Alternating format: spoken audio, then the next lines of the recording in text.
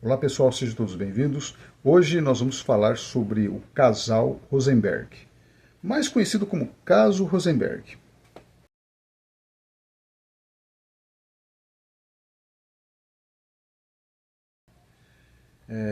Julius e Ethel Rosenberg. Esse fato aconteceu logo no comecinho da década de 50. Julius e a Ethel Rosenberg eram judeus. E terminando a Segunda Guerra Mundial, em 1945, iniciou-se então a chamada Guerra Fria, que era o quê? O bloco comunista contra o bloco capitalista. Isso de uma forma ideológica, econômica, etc. E logo no começo também da década de 50, já havia iniciado o antissemitismo. E o Julius e a Ethel eram judeus. E o que aconteceu? Eles foram cooptados pela União Soviética, pela extinta União Soviética, para serem informantes. Muito bem.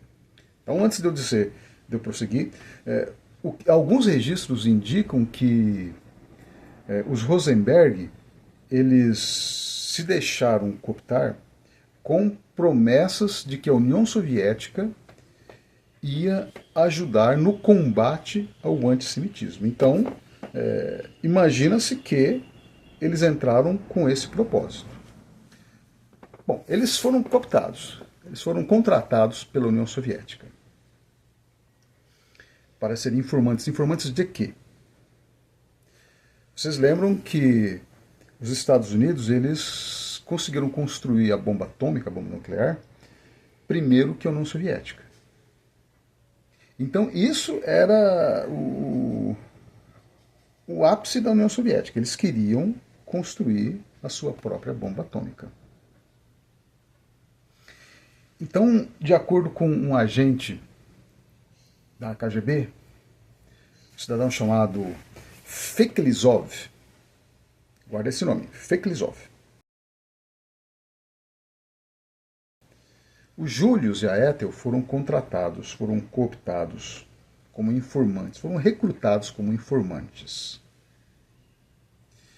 E o Julius era engenheiro. Era um ótimo engenheiro. Inclusive ele ajudou no desenvolvimento, não vou entrar em detalhes aqui, no tal fusível VT, um fusível lá fantástico lá que acabou até derrubando o avião. O cara era bom mesmo. Então eles foram cooptados pela União Soviética. Só que os Estados Unidos tinham uma agência também de contra-informação. E essa Agência Nacional de Segurança dos Estados Unidos, eles conseguiram algumas informações, eles descriptografaram algumas informações, porque, lógico, as informações que o Ethel que a Ethel e o Julius mandavam, assim como outros também informantes, eram criptografadas. Então essa agência americana, eles conseguiram descriptografar algumas dessas mensagens. E eles descobriram que um cidadão alemão chamado Fuchs, que inclusive trabalhou no projeto Manhattan, que era esse projeto era sobre a construção da bomba atômica. Ele trabalhou nesse projeto. Então, essa agência dos Estados Unidos de segurança descobriram que o Fuchs andou passando informações confidenciais para a União Soviética. E o que eles fizeram? Pegaram o Fuchs, vem cá, vamos conversar um pouco, vem cá. E durante essa conversa o Fuchs apontou um nome. Uma cidadã também, judia, chamada Ruth. E a Ruth era esposa de um cidadão chamado David Greenglass.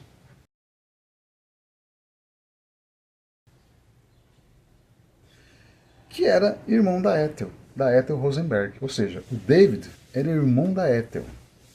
Portanto, cunhado do Julius Rosenberg. Então, olha só, O Fuchs apontou a dona Ruth, consequentemente, apontou também o David Greenglass, que por sua vez delatou os Rosenberg. E também delatou um engenheiro chamado Morton Sobel. Aí a agência americana pegou todo mundo. Vem cá, todo mundo, vamos conversar. Todo mundo, vamos conversar aqui. E aí eles começaram a levantar documentação,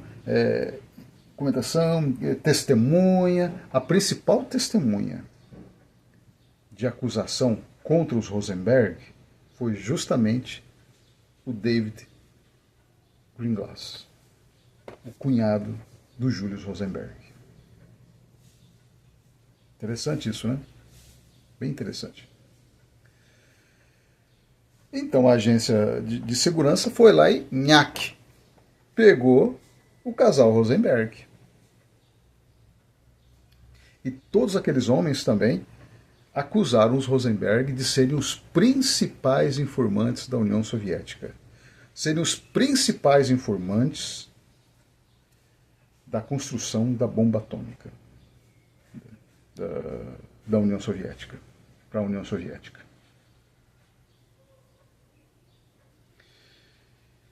E os Rosenberg não tinham nomes para dar.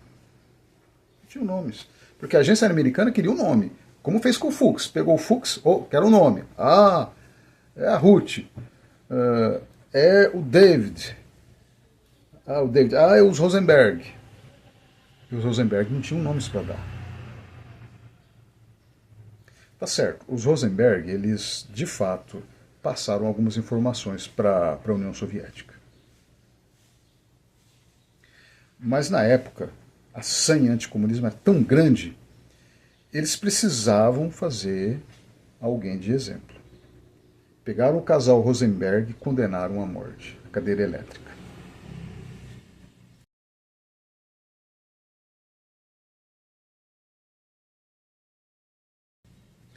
E eles foram executados no dia 19 de junho de 1953, na famosa prisão de Sing Sing, lá em Nova York. Não vou entrar em detalhes da execução. O Julius foi primeiro, com uma descarga elétrica, e morreu. A Ethel, segundo as testemunhas da execução, porque tem que ter testemunha, o Estado deu uma primeira carga elétrica e a Ethel não morreu. E os médicos foram lá confirmar, aí os médicos confirmaram para os executores, não, está vivo ainda. Então eles deram uma segunda carga elétrica. E segundo testemunhas foi horrível.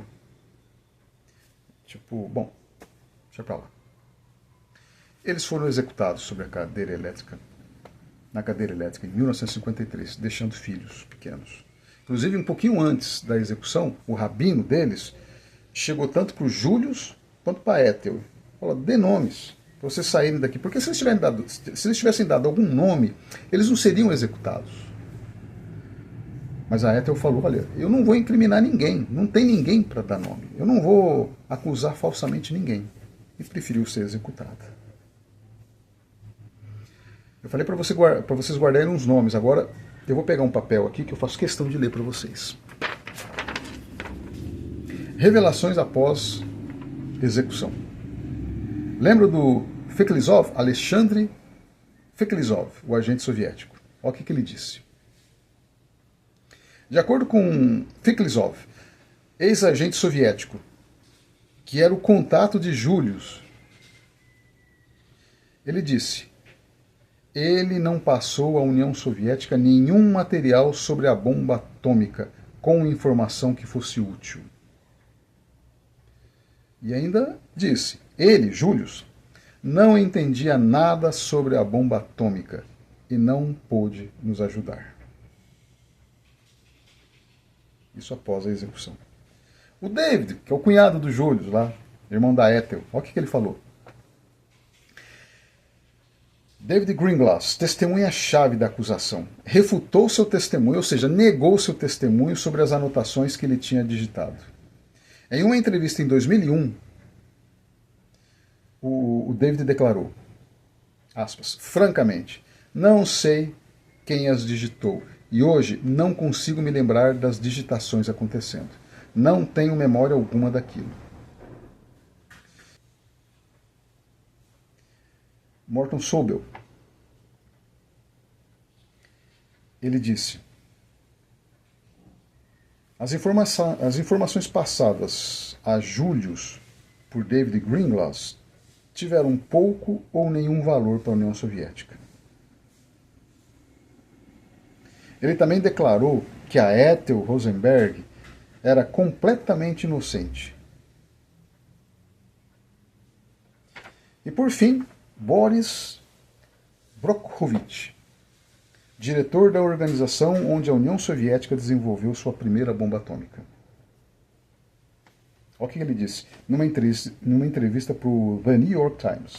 Aspas, vocês fizeram os Rosenberg se sentarem na cadeira elétrica por nada. Não obtivemos nada dos Rosenberg. Se gostaram do vídeo, se inscreva no canal, compartilhe. Um abraço e até mais.